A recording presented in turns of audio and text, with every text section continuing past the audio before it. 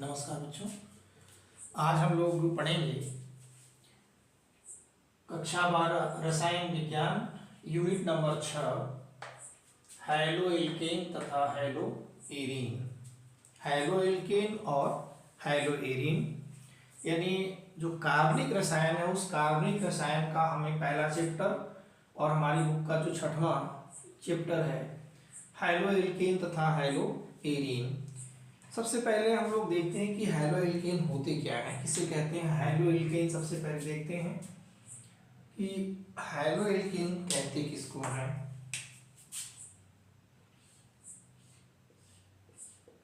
सबसे पहले हम लोग देखते हैं हैलो एल्केन। हैलो एल्केन यानी इन्हें कहते हैं hello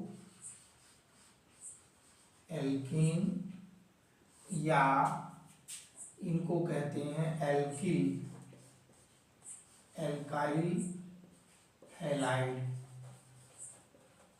alkyl halide haloalkane या एल्काइल हैलाइड। तो जैसा कि इनके नाम से ही लग रहा है हैलो एल्केन, हैलो मतलब हाइड्रोजनों के हाइड्रोकार्बन भी उत्पन्न, हम इनको कह सकते हैं कि हैलो एल्केन जो होते हैं वो एल्केनों के हाइड्रोजन भी उत्पन्न होते हैं। तो हम यहाँ देख सकते हैं कि जब किसी एलिफैटिक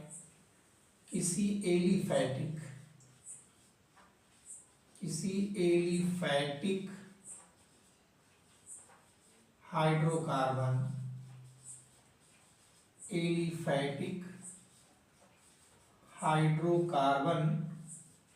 जब किसी एलिफैटिक हाइड्रोकार्बन से एक या अधिक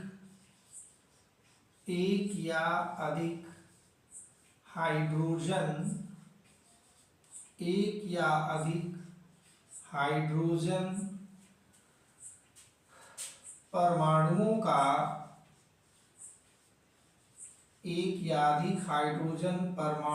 का विस्थापन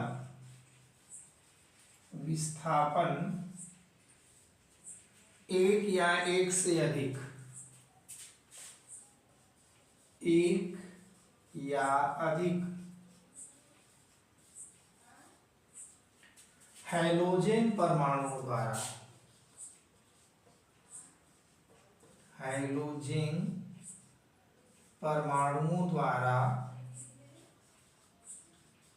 हैलोजन परमाणुओं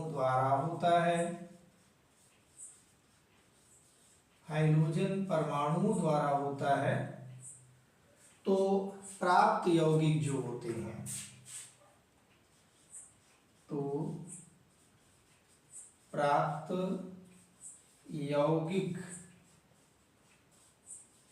हैलो एल्केन कहलाते हैं।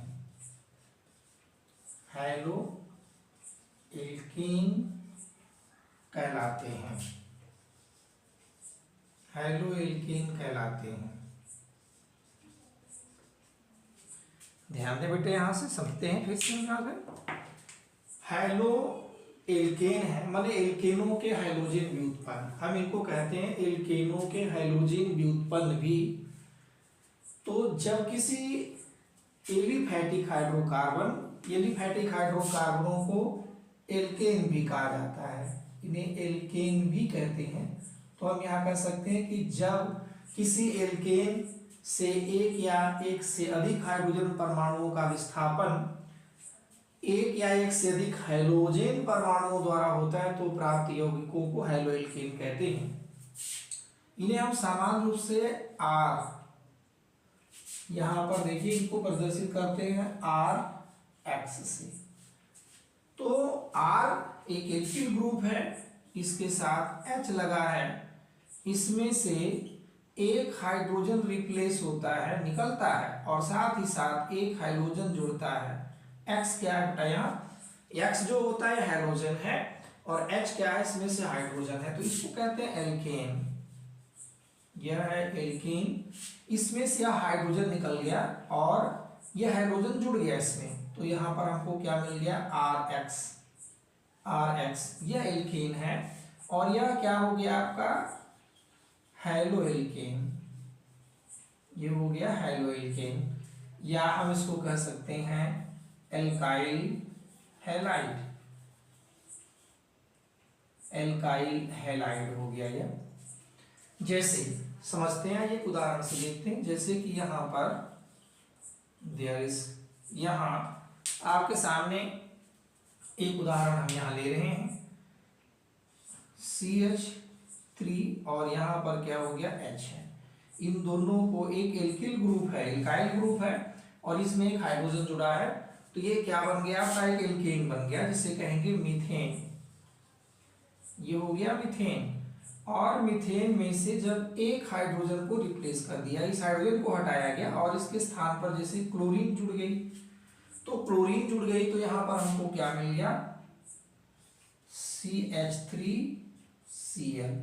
अब इसका नाम क्या होगा, देखिए हमें पहले हैलाइड का नाम लेना है, तो हैलाइड कौन है यहाँ पर क्लोरो है, हैलो की जगह क्या लिखेंगे क्लोरो, और एल्केन कौन है इसमें एक कार्बन वाला मीथेन होता है, तो हम यहाँ लिखेंगे क्लोरोमीथेन, या इसका नाम और क्या हो सकता है मिथाइल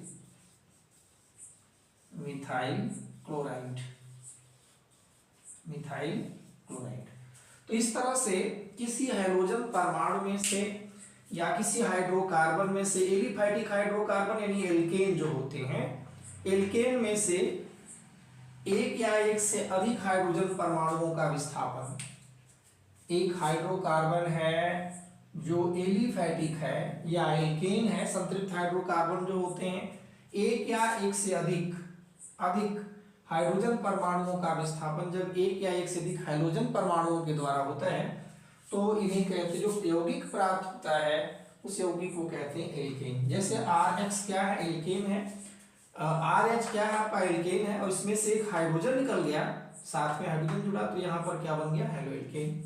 दूसरा उदाहरण देखते हैं हम यहाँ पर, जैसे आपका यहाँ C2H5H है, या इसको हम C2H6 लिख सकते हैं, ये क्या कहलाएगा इथेन, ये इथेन है, और इस इथेन में से एक हाइड्रोजन अगर हट जाता है, बदले में यहाँ पर जैसे अगर ब्रोमीन जुड़ जाता है, तो हमें क्या मिलता है C2H5Br, क्या बन गया यहाँ से भाई, इसको हम क्या कहेंगे ब्रोमो, तो यहाँ पर मिल गया ब्रोमो, और ये क्या मिल गया दो कार्बन वाला इथेन होता है ब्रोमो इथेन। या अगर हम एल्किल हैलाइड के रूप में इसको लिखना चाहें तो हम क्या कहेंगे, हम एल्किल कौन सा है इथाइल क्लोराइड, ब्रोमाइड है यहाँ इथाइल ब्रोमाइड। तो इस तरह से बेटे हम यहाँ समझते हैं कि जब हैलो एल्केन क्या होते हैं, क्या है हैलो एल्केन, हैलो एल्केन जो होते हैं वो एल्केनों के हाइड्रोजन व्युत्पन्न है, यानी हाइड्रोजन परमाणु X क्या है यहाँ, X जो है वह F हो सकता है, Cl हो सकता है, Br हो सकता है, I हो सकता है। तो ये हाइड्रोजन परमाणु जो होते हैं उसके द्वारा एक हाइड्रोजन का विस्थापन जब किया जाए तो इन्हें कहते हैं हैलो एल्केन। आइए अब हम हैलो एल्केन के बाद दूसरा यौगिक देखते हैं हैलो एरीन को। हैलो एरीन क्या होते हैं,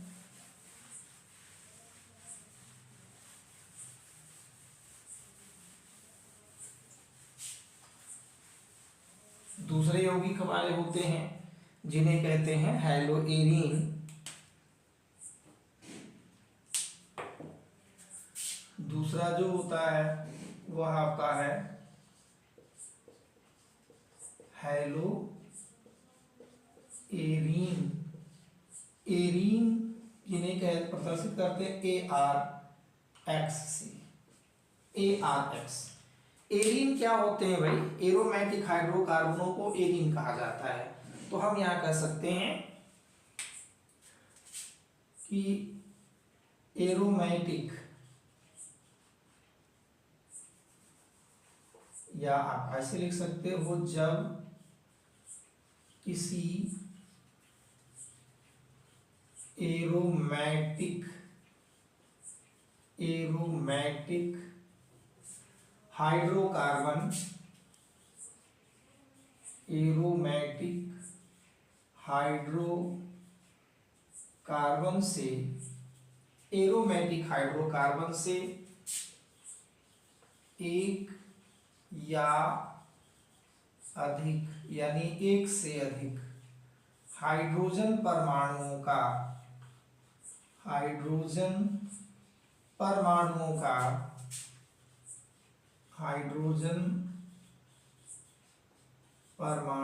का विस्थापन या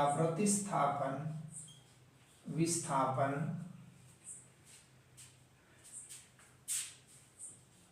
एक या एक से अधिक, एक या अधिक हैलोजन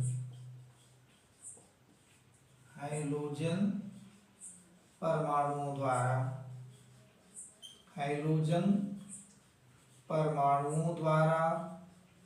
होता है, हैलोजन परमाणुओं द्वारा होता है तो प्राप्त जो कार्बनिक यौगिक होते हैं बेटे, प्राप्त कार्बनिक यौगिक हैलोएरीन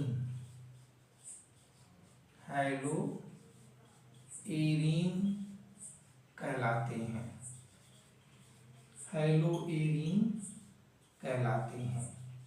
यानी कौन कहलाते हैं? जब एरोमेटिक हाइड्रोकार्बनों में से, जैसे देखिए हम यहाँ देखते हैं एरोमेटिक हाइड्रोकार्बन कौन है भाई, जैसे हमने इनको AR से प्रदर्शित कर रहा है, एरिल है या एरीन है, इनके साथ एक हाइड्रोजन जुड़ा हो और इस हाइड्रोजन को रिप्लेस किया जा रहा हो, हटाया जा रहा हो, किसके द्वारा?